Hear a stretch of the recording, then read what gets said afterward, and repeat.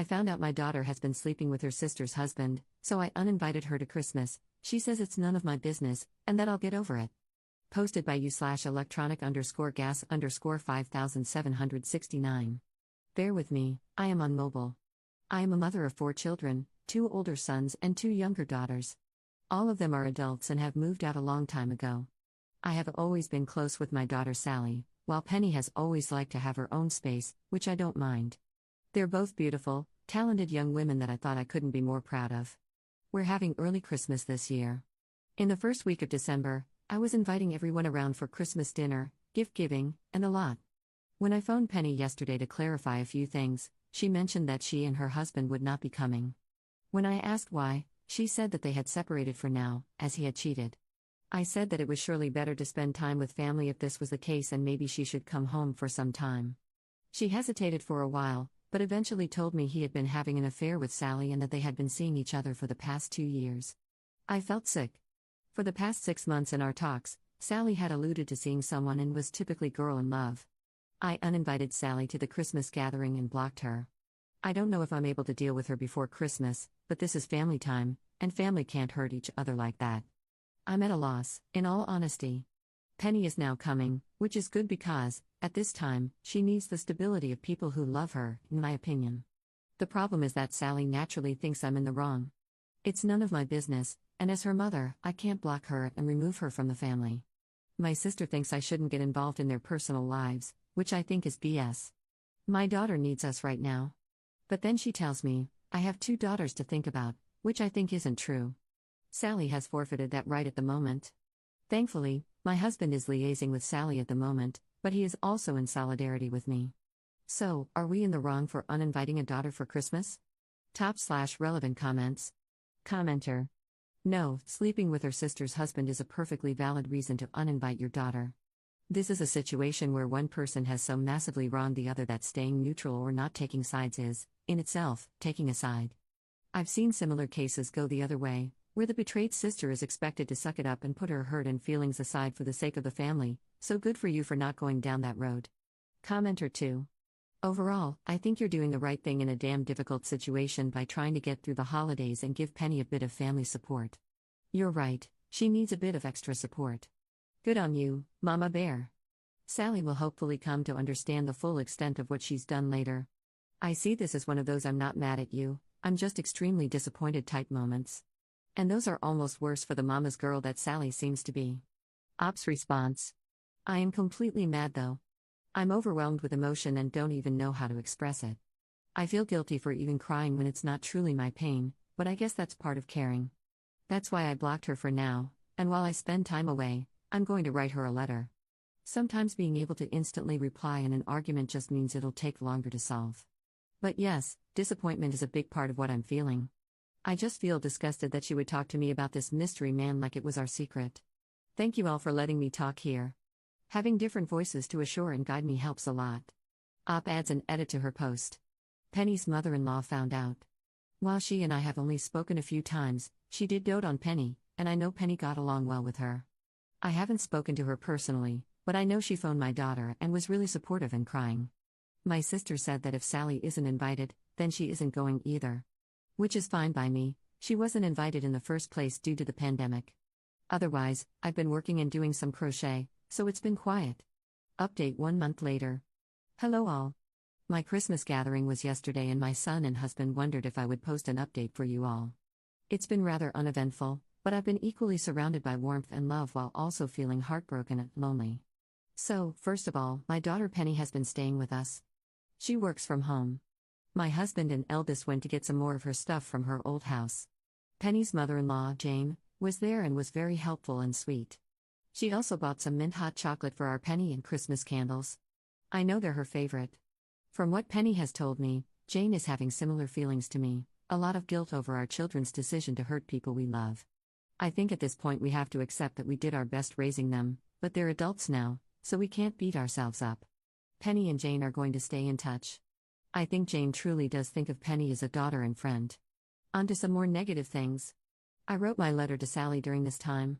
I expressed that I was extremely disappointed and also disgusted.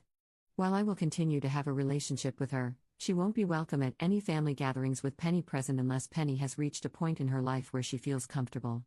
I told her what some of you had said, that not taking a side would be a side, and that she had, for all intents and purposes, already uninvited herself when she was so cruel to her sister.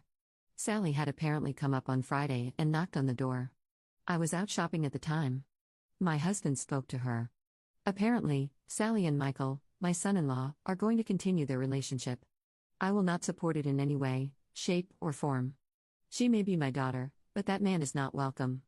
I'm supporting Penny through the divorce, and if Sally ever expects money for the wedding or a house, then she's a very naive girl. My husband sent her away, after which Sally said we'd have to get over it someday. Otherwise, the Christmas gathering was lovely. It was strange not getting drunk and playing board games due to COVID, but still a pleasant time.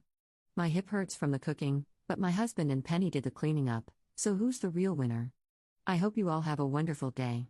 Thank you very much for your kind words when I last spoke to you. Second update 1 year 10 months later. Hello all. I hope this message finds you well. A lot has changed since I last spoke with you all, so I would like to update you because I am finding things a bit difficult right now. First of all, Penny is doing well. She met someone new about a year ago, they're incredibly supportive and sweet, and they made such an effort in getting to know me and my husband. Penny was still living with me when she started seeing them, so I got to watch their relationship develop, and although Penny is a grown woman, I couldn't help but be reminded of when she was a child and having crushes. It was very endearing, and I'm glad I got to witness firsthand the smile her new partner gives her. Penny also got a new job and has moved to Ireland with her partner. Sally and Michael have continued their relationship. I don't have a lot of love to give Michael. I'm civil enough, but frankly, it is difficult for me to become invested in their relationship at all. Michael recently asked my permission to marry Sally, which was disrespectful, to say the least. Penny still lived with me last Christmas, so again, they were not invited. I am not hosting this Christmas and am instead going to visit my eldest son. He and his wife had a little boy at the beginning of this year. They've asked me to stay with them for a little while so I can help with the cooking and cleaning, as they have been struggling a little bit. Finally, my husband passed away 9 months ago. He fell while on a walk and hit his head, and was there for some hours before someone found him. It's been a difficult transition, to put it mildly. Being a little bit on the older side, I've lost a fair few people in my life, and while I do grieve, I always have the strength to continue. Losing my husband made me realize how much I relied on him. Not just to take the bins out or pick me up from choir practice, but all the times I was angry, sad, and overwhelmed, and he was there for me. When other people passed away, at least you get moments of respite in the grief, where you just sort of forget they've passed. With my husband, there are only reminders. Every time I wake up alone, when I now have to take the bins out, when I have to cook a meal just for one person. There's not really a moment of peace in this grief, and I have found it very difficult to deal with. It's his birthday at the end of November, and there was another moment of grief as I had to get rid of my notes for birthday gift ideas in my notebook. Everything has just been so painful to deal with, and I just cannot stop crying even after all this time. I just can't even stand to think of the good moments I shared with him because it just hurts too much. I know there's not a correct way to grieve or a time limit, but I just feel like I've got to get up and start looking after myself for everyone around me. I really want to thank any of you that read this. It's been incredibly helpful just to be able to share my feelings a little bit. I hope you all have been doing well. Third update 2 years 4 months later. I wasn't quite sure how to respond to all the messages I received after my last post. It seemed like a mighty task to reply to you all individually, so although I appreciate the well wishes, you'll have to settle for sharing the thank you message.